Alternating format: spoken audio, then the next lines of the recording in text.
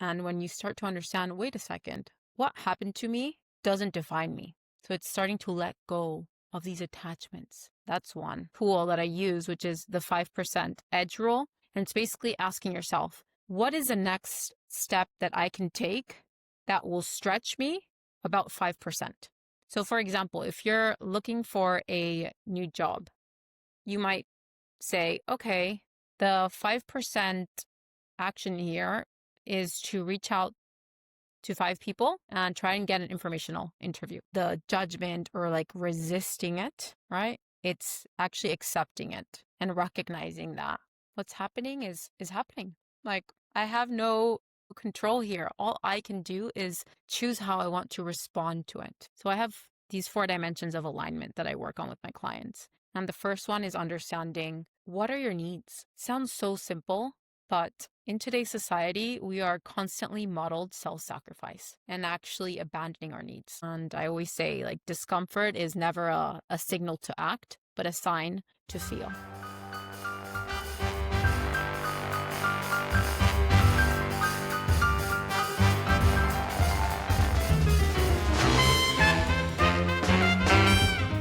Christina, why is presence the foundation of a fulfilling life? That's going deep, fast. Why is presence the foundation of a fulfilling life? Well, presence for me it's not a skill that you master, but it's actually a state of being, of allowing of what's arising in this moment to surface without attaching your identity, your worth to it.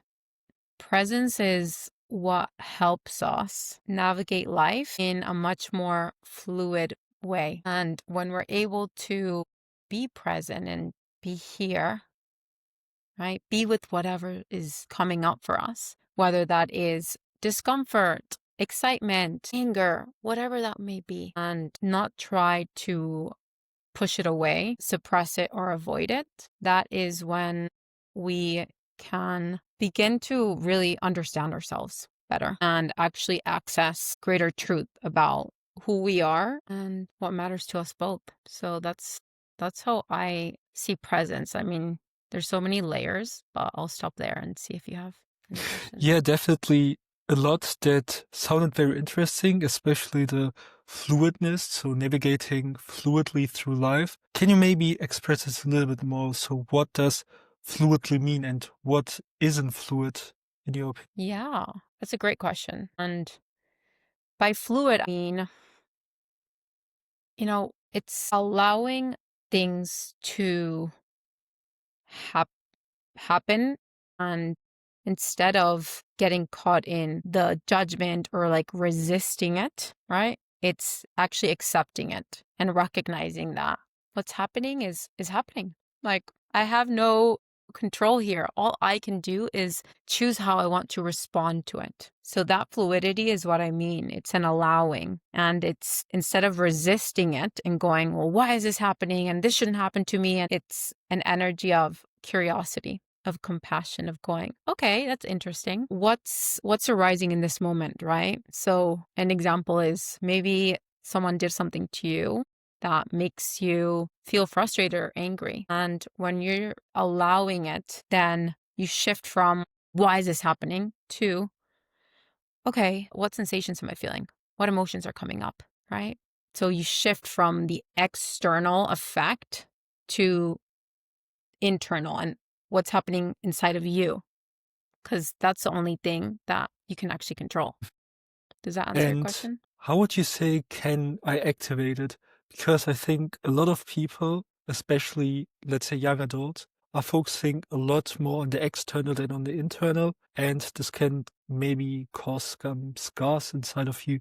So what would you say is a way to activate this inner presence that you just described? Yeah. Well, I think there's a lot of things we can do, but some really important ones are, one, like the meaning that you attach to things, because that's where we tend to get caught up. We make an external event about who we are, about our sense of self. And when you start to understand, wait a second, what happened to me doesn't define me. So it's starting to let go of these attachments. That's one. Another one is just an openness with which we meet each moment. And when you're open and curious, right, you're going to respond a lot more different than if you're closed and very set in your ways of how you think things should go. So when you have very rigid expectations on, oh, I need things to happen in this way for me to be okay, then guess what? You're going to be constantly disappointed because life is inherently uncertain and you cannot control what happens outside of you. You can only control how you respond. So I think there's some mental models that are important to adopt and understand to live in this way. Yeah, I think the openness you just described was one of the key lessons I had from the first call we had. You said something like that you don't even know what will happen tomorrow, but we can only focus on our inside and what we feel in the moment. And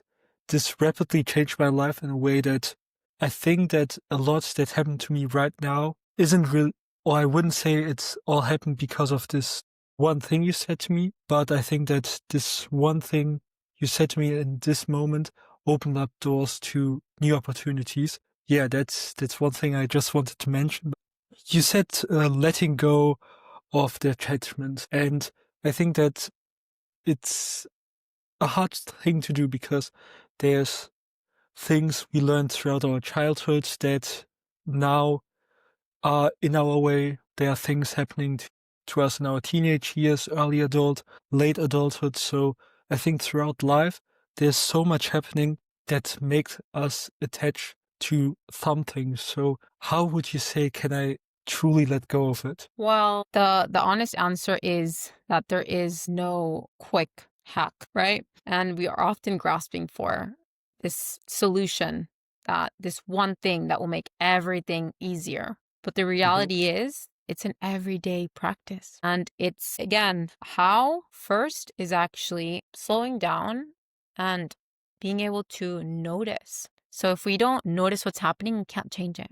So that's always going to be the first step, is actually recognizing when we are attaching ourselves to certain stories, circumstances, and going, okay, that's interesting. Like, I'm noticing that I failed once at this thing, and now I'm afraid to take a risk in other areas, right? Because I'm carrying this hurt and this pain of shame and rejection. And when you're able to make space, guess what happens in that space? You're able to actually choose how you want to respond. You can go, wait a second, though. Just because I failed once doesn't mean that I'm going to fail again. And you can slowly expand your capacity to be with uncertainty.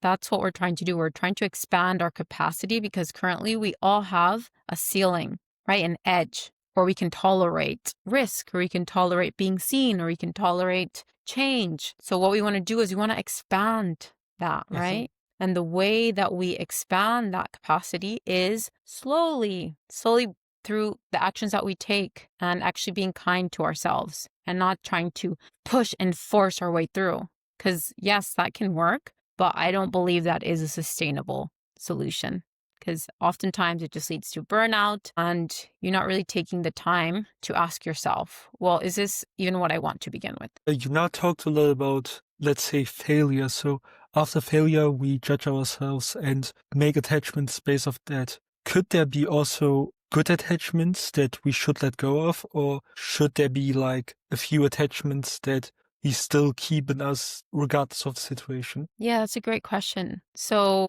if I'm hearing you correctly, are you saying that this, like, attaching our identity to certain things is whether it's okay if that is a quote unquote good thing, or if we actually shouldn't attach ourselves to anything?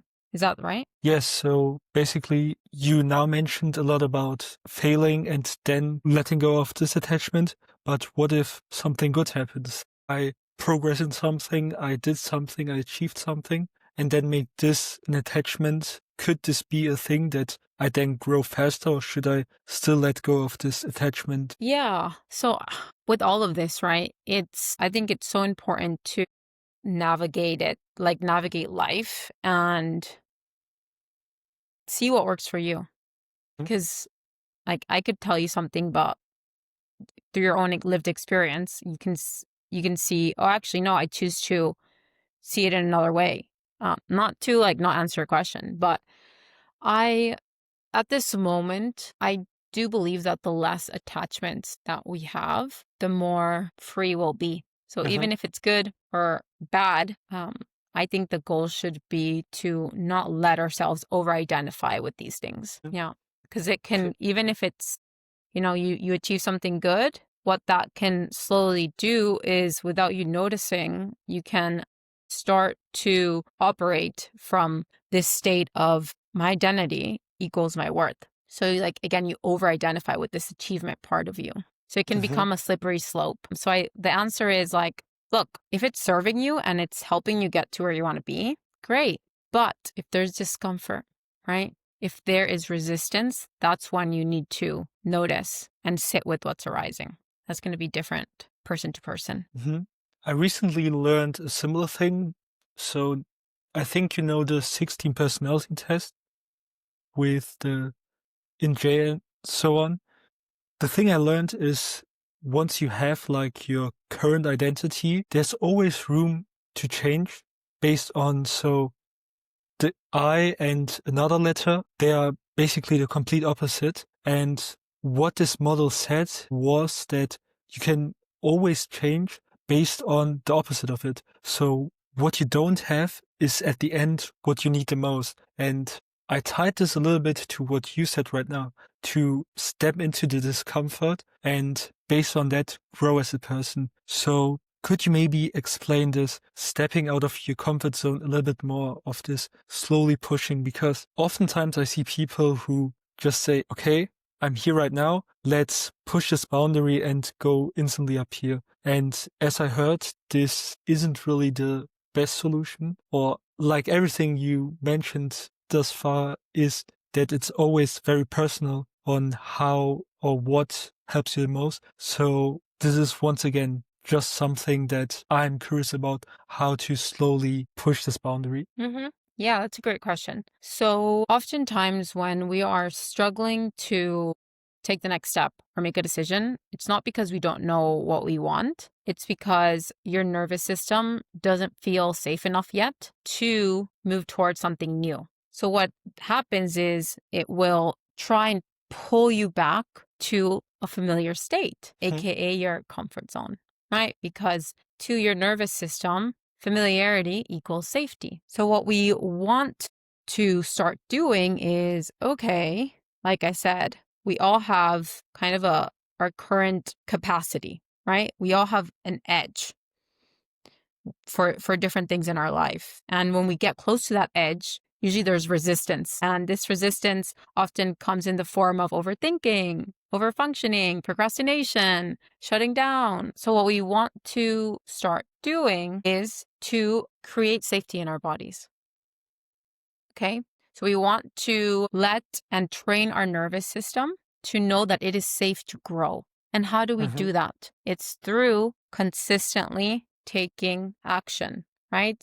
And I talked about it has to be slow. And I love this tool that I use, which is the 5% edge rule. And it's basically asking yourself, what is the next step that I can take that will stretch me about 5%? So, for mhm, example, if you're looking for a new job, you might say, okay, the 5% action here is to reach out to 5 people and try and get an informational interview. Instead of trying to get to like the end goal, I'm going to mhm. apply to 10 jobs. It's like, no, what's the next step? And that is how you're rewiring your nervous system. That is how you're teaching it. Like, it's okay to move outside of my current comfort zone into something new. And you're teaching it. So yeah, that for me is so key, because what tends to happen is we completely disregard the the body and the role of the body, of the nervous system in a lot of this work. We think like the brain is in control when actually your body is the first responder. And we know already that in terms of communication in the body, more communication comes from the body to the brain than vice versa.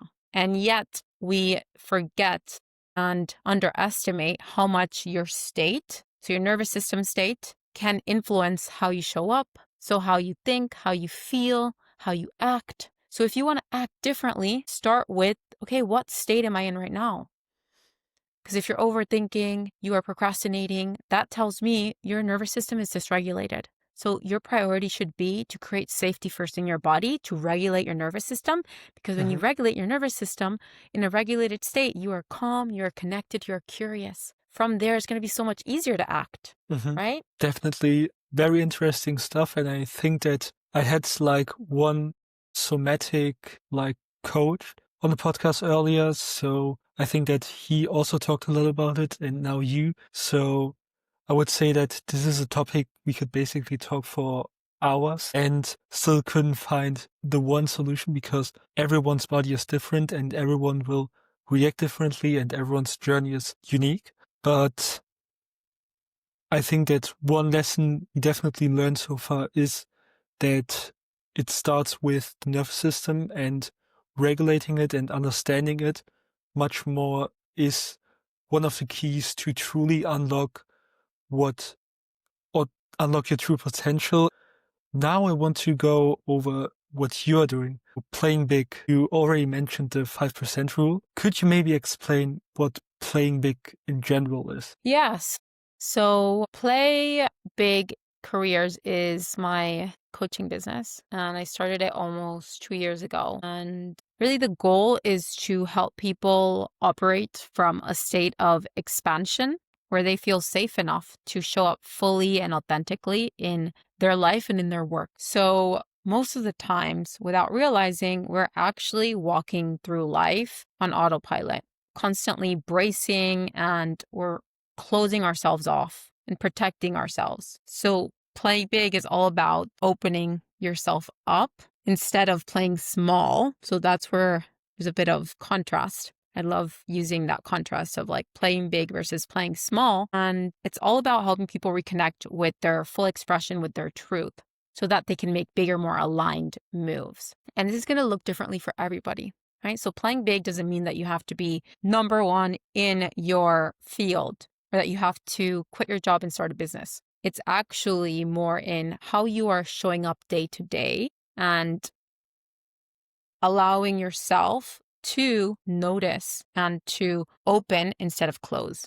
Because it's when we're open that we can see more possibility. I would like to ask, what is a trait of somebody who is on autopilot? So what is this person doing and what defines him and what mindset shifts we maybe have to implement? Yeah, great question. So, based on my experience and the people that I've worked with, autopilot mode looks like disconnection from yourself. It's a feeling that you are letting things happen, like your career is just happening to you, just going through the motions. There's no real sense of intentionality. You're not quite clear on what your needs are, on what alignment looks and feels like for you. So I have these 4 dimensions of alignment that I work on with my clients. And the first one is understanding, what are your needs? Sounds so simple, but in today's society, we are constantly modeled self-sacrifice and actually abandoning our needs. So when you ask someone like, what do you need in this season of your career? A lot of people really struggle because they're not used to actually honoring their needs. They're used to abandoning themselves and betraying themselves. So that's really important. The second alignment dimension is vision. And I love this quote, which is, pain pushes until a new vision pulls. So it's having a vision that excites you, right? That you want to work toward. And that's often so, so important to move through the challenges that are going to come in your path, right? They're inevitable. But when you're clear on your bigger vision and your mission for why you're doing something, guess what? You're not going to let those things get to you. You're going to be able to cut through the noise and actually what is most important to you. So that brings me to the third one, which is very close to vision, which is values. So what matters to you most right now? Because someone who is 30 years old, lives by themselves, is making 6 figures, what they value is going to look different to someone who just became a parent of a newborn and has a family to take care of. So these nuances are very important to consider.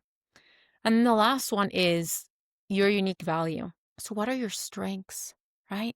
What is the impact that you want to make? What do you want to be known for? what are the problems that you want to own? And it's actually getting clear on those 4 things that helps you bring intentionality and shape your career. So it's when you're not doing any of that I think you are in this autopilot mode and just letting things happen to you. Wait a sec, I will turn on the lights. I look totally different. Okay, so now I would like to maybe go in detail to each and every one of this because they all sounded very interesting. So the first one, what are my needs or what are your needs? How would you say can I find it? Are there like questions that can guide me towards it? And how does the process of, I wouldn't say finding it because I don't know if you can truly find your needs, but how can I get into the direction at least? Yeah. Well, look, there are a couple of ways, but to get very practical here, questions that I like to ask clients are, what do you no longer want to tolerate in your career? Because that gives you an indication of like what your needs are in this moment in time. So what do you no longer want to say yes to? So these are questions you can ask yourself to start getting an understanding. Another way to understand your needs is to notice any time that you feel frustrated, and specifically here we're talking about work or life, because what that might reveal to you, and again, it's more nuanced than this, but at times when you're frustrated, it can reveal an instance where someone crossed a boundary. Okay, so again, that shows you, okay, you need to like what you need in this moment is not having a boss that's going to message you on the weekend to work, right? So that starts to give you an indication. But yeah, the next point was vision. So differentiating between signal and noise. So I always call it signal and noise. How would you say, or we already did a few questions, but what would you say is a rule to truly identify what signal is and what noise is? The only way to do that is to incorporate stillness into your day. Yeah, because a lot of the times what we categorize as misalignment is actually just an emotion that we don't want to feel. And I'll give you an example. I have a client who is in a relatively new job, and she had this story of, oh, I don't belong here, I'm not good enough, and then convinced herself that, no, this is the wrong place for me. Like, I need to find somewhere else. This place isn't aligned with what I want. When actually, all that's happening is there's discomfort. Yeah, there's things that are happening that are triggering you and making contact with this wound that you have, that you don't belong, that you're not good enough. But until you sit with that discomfort and actually feel it, you're not going to know whether it's just discomfort or if it's actually misalignment. So the only way to know the difference is by sitting with it, because misalignment has a very different energy. It's contracting, it's bracing, it's draining, but discomfort is, once you allow yourself to actually feel it, it will open you up and you'll start to see possibility. So yeah, that's my answer, is incorporate stillness practices into your day. And I always say, like, discomfort is never a signal to act, but a sign to feel. Such an amazing rule or such an amazing thought. Now the third one, so values. You already mentioned a few examples, but then I was like curious, could there be like an 80% or 20% value, or is there always like one single value I should follow? So I think you mentioned a 30-year-old like business owner or a fresh, like let's say parent. So could there also be like somewhere in the middle? So someone who has a job but also has to be a parent. So are there like ways to decide, do I go all in on this or that, or should I maybe find the intersection of both? So when I say values, I mean what matters most to you right now. And that's going to evolve just as you evolve. So that's what I mean. When you're a parent, you might place financial security higher than someone who doesn't have a family to provide for. So what you value changes and evolves depending on your circumstances, where you are, your lived experience, et cetera, et cetera. And your values are driving your decisions, whether you recognize it or not. And the more aware that you become, this also is another way to help you live more in alignment, because it's when we are when there is a gap between what we want and what we say matters to us and how we're showing up, that usually creates a lot of resistance because we're not Mhm. actually acting in integrity, right? Integrity is like you say something, but you do something else. So getting clarity over your values is going to help you so that you feel aligned, so that your decisions are grounded in your truth and you're not adopting somebody else's definition. Because that's what we tend to do. We adopt other people's definition of what success looks like without asking ourselves, wait, is that true for me? Is that what I value most right now? To like climb this ladder in this corporate company? Or is it actually to get a job at a smaller firm where I have a smaller team and more flexibility and more time with my family? So family time is higher on the list than money. So that's what I mean. It's understanding the order based on the point in time where you are. That's going to be very important to actually helping you make the right decision. And you said that in evolving process. So when do I truly know when to let's maybe go off an old value and maybe pursue a new value? I think it naturally reveals itself just based on what feels most alive and energizing. So it's for at least in my case, I've found it to be that way. And you can always stress test it, right? So if you can write down, okay, these are the things that I think I value the most. Number 1, autonomy. Number 2, connection. Number 3, flexibility. Like, okay, so if I had to make a decision, right? Am I using these 3 things to like as a weight, right? To help me assess whether to do something or not, then okay, then those are aligned at this moment. They're still important for me. But if there's something missing, that's when you can ask yourself, well, actually, there's something else here. Play. Like I want to have more play in my life. So I don't think this opportunity is going to allow me to do that. It's like, okay, great. Just revealed another thing that is important to you. This all just shows that this reminds me of a training I'm doing right now, which talks about that we are who we are becoming, that we are not the variable in the equation. We are more like the thing that changes the most. Or in science, oftentimes humans are seen as a constant, but we are actually the biggest variable of this whole thing. And all of this we talked about until this point just shows how flexible a human being is and that it can grow from any position it is in right now, which is just amazing to even think about that there are all these possibilities we can all pursue. Yeah. But yeah, the last point was the unique value. Can you Mm. maybe express a little bit more and how can I truly, let's say, find it? Because I think that a value is a little bit different to the values we just talked Mm-hmm. about. But what would you say is a way to find it or define it? Yes. With all of this, it's less finding and more uncovering. Okay. So with the unique value, and the way that I like to explain it is that your value is not universal. It's Hmm. contextual. So when I worked in a consulting company, there were thousands of consultants. So my skill set wasn't very valuable. But when I moved to a 6-person startup, that skill set suddenly became a lot more valuable because guess what? No Hmm. one else had it. So for me, it's important to understand the environments in where your value is amplified because oftentimes we can go into certain environments and not thrive and think that, oh, it's because I'm not good enough. Oh, it's like, no, it's just not the right environment for you. Like, go try somewhere else. So how you can find, like uncover your unique value? Many ways.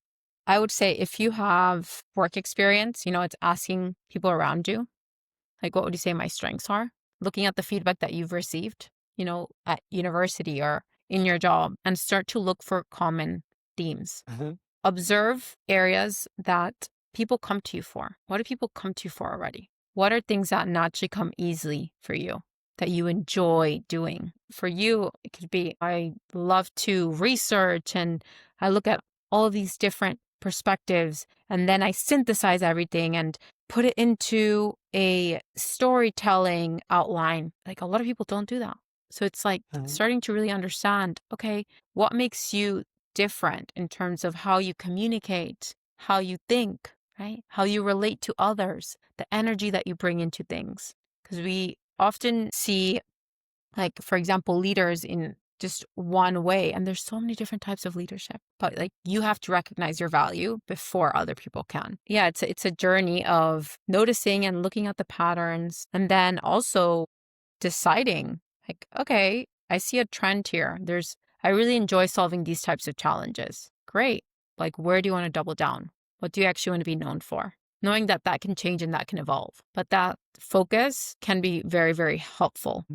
It's actually funny because as you explained this, I remembered one of the moments I had today on the bus. I was just like thinking, okay, let's say I'm at a position where I'm at right now, and let's say I'm not the best, but then I had the thought of, can't anybody be the best at something if he or she is at the right position? And it's funny that I had this exact thought like 3 hours ago, and now I'm sitting here talking about the exact same thing. And this happened a few times on this podcast already. I had a thought about something, we talked 3 hours later. So that's just amazing to see how, I wouldn't say, I don't really know why this happened, but maybe it's energy, maybe it's universe. I don't have an explanation, but I just wanted to share this moment. But yeah, I have a personal question regarding of that.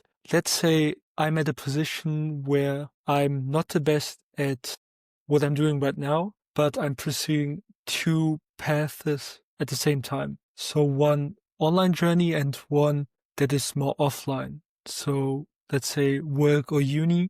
And on the other side, I have, let's say, my podcast and the thing I'm building. Would you say that I should decide on either one of them and try to be the best at one or the other? Or should I still continue to be this all-rounder of having both paths? Well, I gave you a great framework, the 4 alignment dimensions. I would go through each one, Mm-hmm. right? And see what comes up for you. If there's one that feels more aligned based on those criteria. Okay. Yeah, there's a lot to that we could unpack there. I like, even as a coach, sometimes people come to me expecting me to give them answers. Like, that is what a consultant does, not a coach. Like, in my opinion, a great coach isn't there to give you the answers. It's there to create the conditions for you to reconnect with your innate wholeness and resourcefulness. So you already have all the answers inside of you. And that's what I try to do. So I can't tell you if you should go down this path or that path. All I can show you is like, hey, look at these dimensions. Ask yourself these questions, sit with it, and see what comes up, right? And the other thing I would say is I would be careful to stop doing something just because you're not the best at it. Because getting great at something and mastering something is a long-term game. And most people tap out early. And that's why they never get to that level. Getting good at anything requires constant dedication and commitment. But guess what? Resistance is inevitable. And when you don't do the work to expand your capacity, like we talked about, then you're going to tap out. It's much easier for you to go, well, no, this is not for me. Like, I can't do that. You make it about your ability. You're like, well, I clearly am not good enough because it's hard. But when, like, just because something is hard, just because there is doubt, just because there is fear, that's not an indication that this is a wrong path. It's just you expanding your capacity and moving towards something new outside your comfort zone. That's all it is. And whether you decide to stay on the path or not comes down to, well, is this something that I want to master? Funny how now I thought about my podcasting journey as you explained this. Today, actually, I listened to a video, or I think it was yesterday, about talking how 50% or 54% of every podcast that starts end at the third episode. And I'm through the third episode. Now, this is the 10th episode. And the thing is, this thing I'm doing right now fuels me so much that I want to master it. But what if the other paths I'm pursuing maybe don't fuel me that much? So is that a sign of misalignment, or is it just one of these barriers I have to go through? Can you give me an example of what another path is? Let's just keep it simple and say uni. So let's say I'm not the best at it. And I feel that while I'm podcasting, I feel way more alive. I see way more potential because what I'm doing right here is providing so much more value than I'm doing there. Yeah. Yes. So what I would say is this is why I like to focus on these 4 dimensions, because Mm-hmm. it will give you a more complete picture of Mm-hmm. your reality, right? Because it's very easy for me to say, oh, that's not lighting you up. Just focus on your podcast. But I don't know if you're on a scholarship for your university. I don't know if you have the means to support yourself. Like, there's so many things. And when we make decisions without thinking about, wait, are my basic needs going to be met, right? Then we're going to operate from a place of fear and scarcity. And we have to take care of like the basic things first. Mm-hmm. And before we take risks. That's my opinion, right? Someone that maybe Mm-hmm. is more prone to taking risk might give you a completely different answer.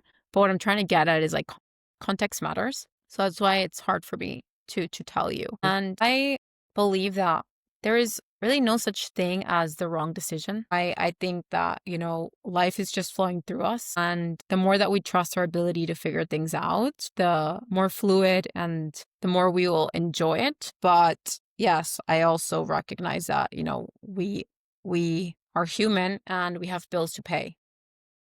Mm-hmm. So I would say make sure that your basic needs are taken care of first. And like Naval Ravikant he talks a lot about build leverage first. Mm-hmm. So it's very easy to say, do what you love. Okay, yes, but you can do that once you have the financial means.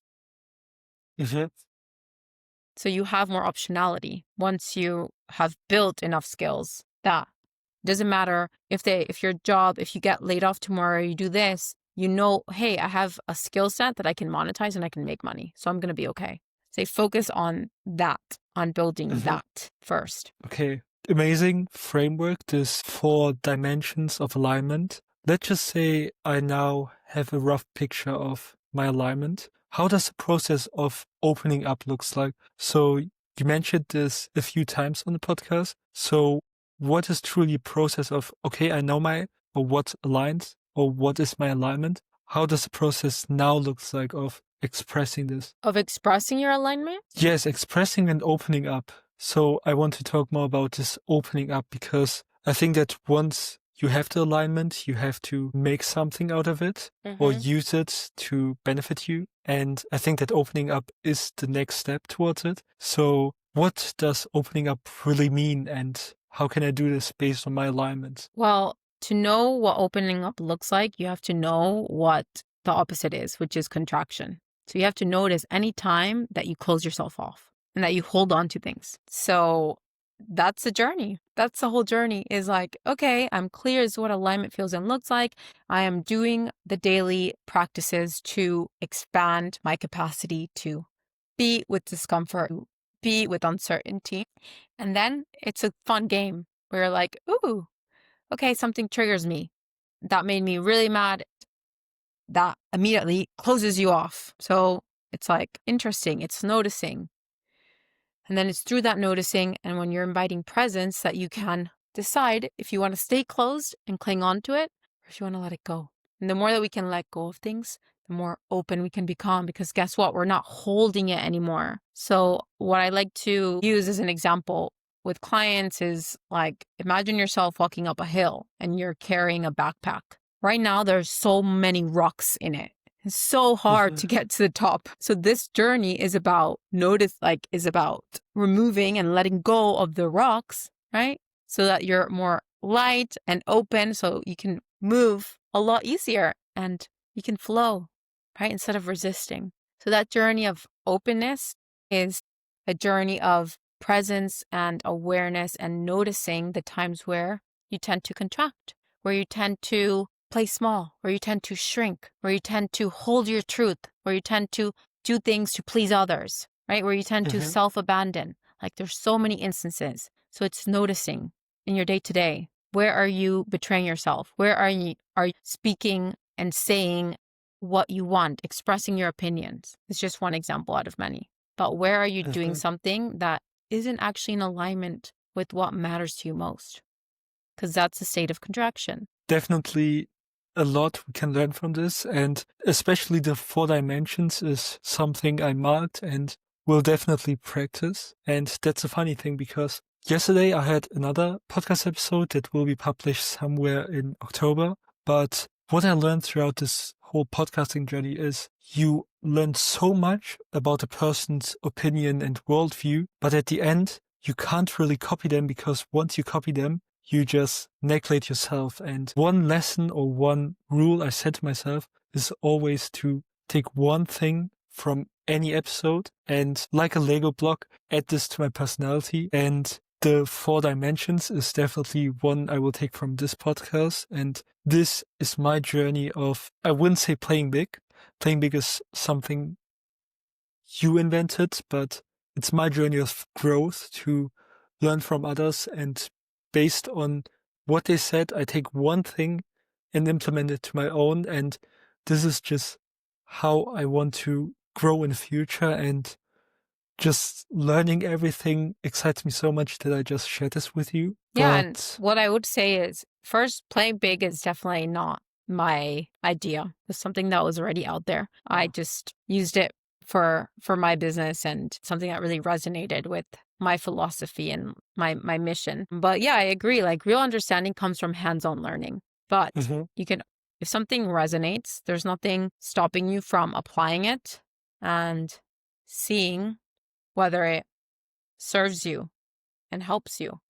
But uh, yeah, I think it's really important to notice when you are speaking from your truth versus adopting somebody else's. Definitely, it's a very important thing because especially as a young adult, so I would say a year ago or 1.5 years ago, I couldn't say that I had this. I always reframed what others said, and it all started to truly build up, or I started building my own, I would say, worldview. Once I started the small changes, it starts with journaling, understanding myself, then stepping out of my comfort zone and hopping on calls with others, then having a greater mission with beating my phone addiction, and now helping others do the same, podcasting, slowly building towards a business that will give me freedom. So I would say that the journey always starts small, and I always tried to be on level, let's say 5 before I even went through level 1. And I think that this is one of, or this is yet, let's say my opinion, that we should start at the beginning instead of thinking that we are already able to be at level 5. And this reminds me a lot about what you called capacity, I think, that we should slowly, gradually increase our capacity. But Yeah. No, actually, I yeah. would love to just double click on that for a second because Mhm. this is such a common tendency for humans, including myself, which is this desire to want to get somewhere quickly, right? Mhm. Because we think that, okay, once we're there, then everything's going to be good. And what that does is completely bypass what's happening now. And the wisdom is actually in the present moment. And that's why building, yeah, our capacity to be with discomfort and actually notice, okay, what is arising and what is it trying to protect me from? Okay, that's interesting because that starts to help you to unfold, right?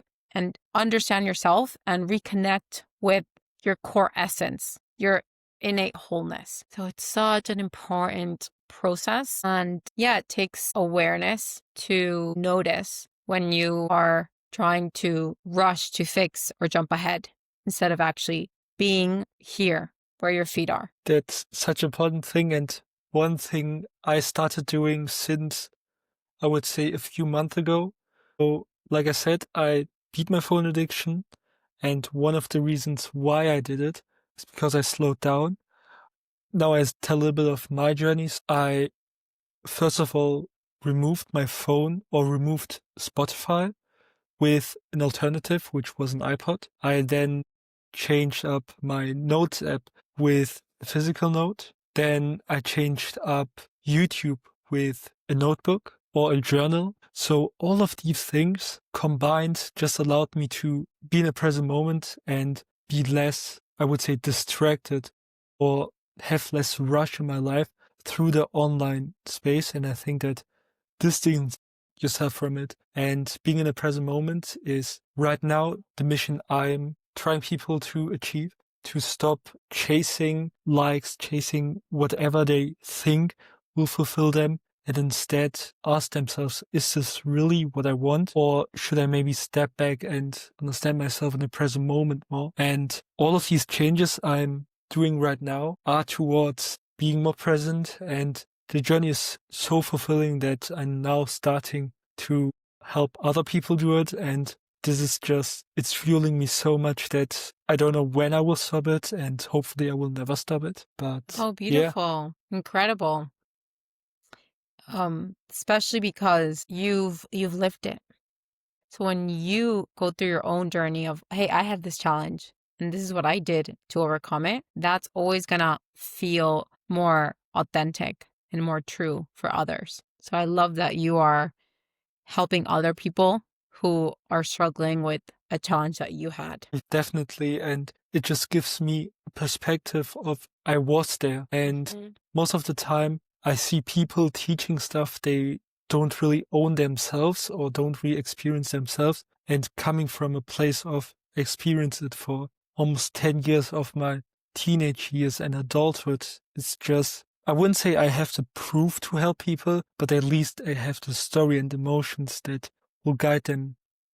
And yeah, I think that this is definitely one of my alignments. But to wrap it all off, I think that these 4 dimensions are still like constantly going through my head. But I think that now we have a better picture of what you are doing and how this helps people to grow as a person. I would say become more present as a person. Now I want to go more over you, so your story. I know that you moved a lot of places when you were young. I think you shared this a lot in your post. What would you say gave you this, or what was one of the things you learned from moving so much at such a young age? Yeah, so I was born in Venezuela in South America, and then I moved to Arizona in the US. And I moved back to Venezuela, and then I moved to Taiwan and studied there, high school, graduated, did a gap year. And then I came to London when I was 19, and I've been here ever since. What I learned through crossing those different borders, especially I would say at a younger age, there's a lot that I learned, but it definitely expanded my worldview, right? And maybe like my, would I say my risk tolerance? Yeah, I'm just thinking about it because what is like one of the I think that the question was a little bit too, would say, I wouldn't say challenging, but I think that it was very spontaneous and maybe we should build up to the question. But yeah, I think it was the wrong question to ask. no, Maybe no I should. such thing. No such. Sometimes it's hard when you say like, what is the one thing? Because it's like, oh gosh, Yeah, that's fun. the thing. I There's try like to so much. always, we can definitely start again at the story section if you want. Yeah, let me think. What is like? Yeah. Okay. Yeah, I think I know. So up to you, however you want to proceed. So now a little bit to your story. I know that you moved a lot at a young age. And what would you say were lessons you learned at this or when you were young? So what were the main lessons you learned from moving so many countries? Yes. So I lived in 4 countries, is where I was born: the US, Taiwan, and then I moved to London for university when I was 19. Moving around a lot, especially when you're young, in my instance, helped build like my resilience and adaptability. So it Mhm. doesn't matter what room I was in, who I'm around. And I notice this now, no one really intimidates me because I've been around so many different types of people, and I focus more on what connects us and what we have in common than what separates us. think like that's something that people really miss. And because I've been able to live in so many different cultures and be with people from all over the world, I realize like we're actually a lot more alike than we are different. So that's Yeah, definitely something I would say I learned that has served me. definitely such an important lesson. And I can tell for myself, I haven't really moved that much at a young age. Instead, I was more always in a circle of a few people. And I think that this shaped me as a person of having a tight circle of just a few selective people and like truly building the best connection possible with them. And yeah, this was just a little bit of my story.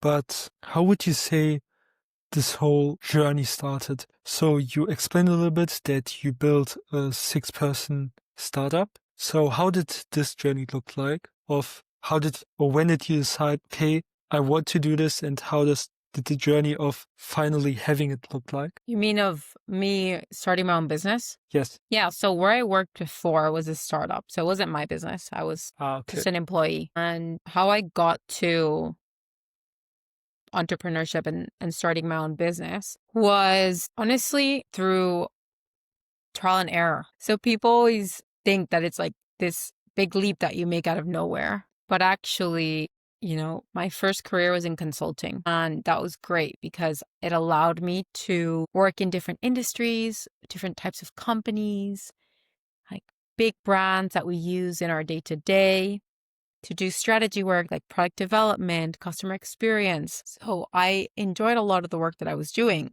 but I noticed that there was resistance. So I recognized that I needed more autonomy that being in a big company just wouldn't give me. So again, that's a value. So my value drove my decision. I moved to early stage startups, first helping Latin American creators launch digital products, and then at this fintech that helped underrepresented founders in the US get access to financing. And with the startups, it was great because I had more autonomy without the full risk of entrepreneurship. And it was going through that journey and different roles that I learned more about myself and my strengths, what I liked, what I didn't like. And it was through that path where I decided, and honestly, it was after me looking for another job and getting rejected from it, after I thought like I had it in the bag, because I met the CEO, everything, that I thought to myself, I don't want someone else to decide my future. Like I saw how much I had given to other people's like yes or no. And I basically made a choice. Like I want to stop waiting for permission. And I wanted to build something that was true to me, even if I didn't know how it was gonna turn out. Right. Even if I had to build from scratch, I didn't have any clients. I didn't have any revenue. And at that moment, that is what felt most alive and true for me. I had a runway, I had money, and I thought, worst case scenario, I'll just get a new job. And that's what led me Mm-hmm. to that point. And here we are 2 years since. It's, yeah, definitely not been a straight line. Lots of mistakes, lots of experiments, lots of challenges, but I've never felt so aligned with the work that I'm doing. And I feel at my core that this is what I'm supposed to be doing. So I'm so grateful that I made that decision and that I continue to make that decision because it's not a one and done. There's Mm-hmm. many times where I've wanted to quit, and have the stability of a job, but I didn't let myself tap out. And instead I chose to expand my capacity to be with the uncertainty, to continue to show up and to be honest and to share more and to be more authentic. So I'm still very much early on in my journey because I really see this as a long-term game. And yeah, that really excites me. Definitely a very inspirational story. And now I want to go more over, I would say, inspirations you had throughout the journey. Mentors, books, or lessons, seminars, courses. So whatever helped you on the journey, could you maybe name a few of them? I think you already named Naval, but are there like any other people, any other books that you would recommend someone or help you to make this decision of autonomy? There's definitely a lot of books and resources that help me. I wouldn't say they helped me make this decision in the beginning because Mhm. I wasn't aware of them, but they have helped me to not quit and to continue this path. I would say some of the biggest influences are the work of Michael A. Singer. So he's a spiritual teacher. He wrote Untethered Soul, Surrender Experiment. The word that comes to mind is sermons. So not sermons because he's a spiritual teacher. But on YouTube, you can find he does videos of like recordings in temples of him just sharing his learnings. And it's so, Mhm. so powerful. So he's definitely played a massive role in my journey, especially around letting go and surrendering to the present moment. Mentor and influence in this path, I would say, especially right now, I am finishing up a coaching certification and it's called Alethea. So the founder of Alethea, his name is Steve March, and he has created an incredible coaching methodology, what he calls the unfoldment paradigm. And it's been such a beautifully expansive and healing journey for me doing that work, because with the coaching certification, you are being taught like theoretical things, but you're also in practice pods. So you're applying, right? And you're Mhm. actually integrating what you're learning. And that's where a lot of people tend to dismiss or override. Like we love to learn new things, get the books, buy the courses, but we don't apply any of it. Mhm. We're not actually living it. We're not actually embodying it. So I think the courses, the mentors, all that is very useful. But what's going to be even more, and it's what I mentioned before, right? True understanding comes from hands-on learning and application. So Definitely. that's what I would say. Yeah, the work of David Hawkins also has played a big role in my work. Deb Dana, like nervous system work, really understanding our nervous system, polyvagal theory. Michael Brown, The Presence Process, incredible book. There's many, many, I would say. Yeah, I definitely think that my reading list is now even fuller. And looking at all the books I haven't read just shows me that I have to read more. But yeah, one of the books I'm reading right now and maybe sharing it is funny because you talked about Steve, that is a coach, and I'm reading a book about another Steve who was also a coach. Do you know Steve Hardison? Okay, so he is one of the coaches who has the mindset of being. Basically, his work all centers around being in the present moment, but also asking yourself questions about who do I need to be. And this whole thing has so many, I would say, dimensions to it that I can't really like combine it in, I would say, a few sentences because it's such a big thing. But one of the people I learned this from was Julian, actually the guest on my first episode, and he helped me a lot throughout this journey, and he is still helping me, and he has built something right now that helps so many people to be their true self, to understand who they are being. And this is one of the books I'm currently reading, and it's just funny how many Steves are in this world who are coaching. Yeah. But yeah, I think these were a lot of books and very interesting books because they are, I wouldn't say all tied to your work, but they all maybe have elements of it and maybe go more into detail. And I would say that books only have value if you truly apply it. Like you said, you can read 1,000 of books. I have one I read, but haven't really took action, and it kind of annoys me because it was a 600-page book and now I basically got nothing from it. So that's also one of the reasons why I'm doing this one lesson per podcast thing to truly apply knowledge. But yeah, thank you for all the recommendations. Now I want to do a little bit of a creative thing and talking about running. I think that this is something or one of your passions. So how would you say that the whole running journey for you starts? And I think that you also once mentioned that it fuels you a lot. So what would you say makes running such an energetic thing for you? Yes. Where did it start?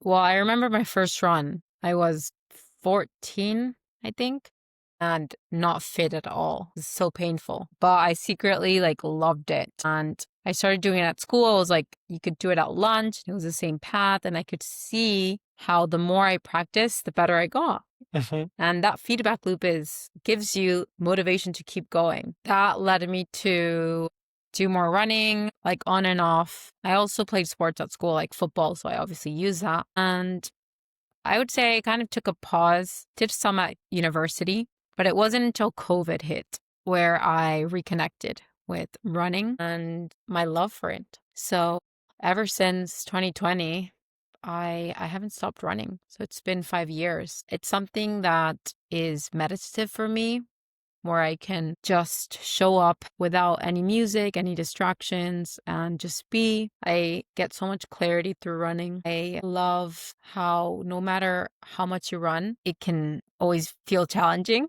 because you're just constantly running quicker and quicker. So it never really gets easier. And I was never really called to do a marathon because I thought it's going to take the joy out of the running. If I have to follow a plan in terms of how much I have to run, when, I thought all the joy would be drained.